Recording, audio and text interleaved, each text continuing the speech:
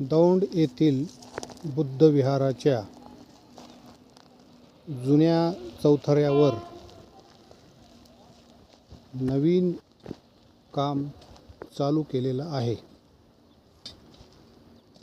अगोदरचं जे स्ट्रक्चर गेले अनेक वर्ष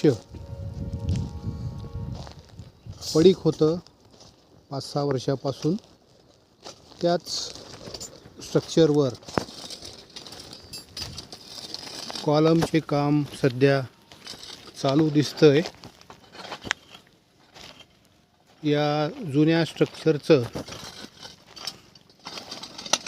स्ट्रक्चरल ऑडिट करून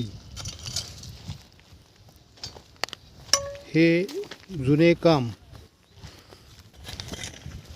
त्यावर नवीन काम करण्यासाठी सक्षम आहे का, त्याची ताकद योग्य आहे का, त्याच्यावर उभं राहणारं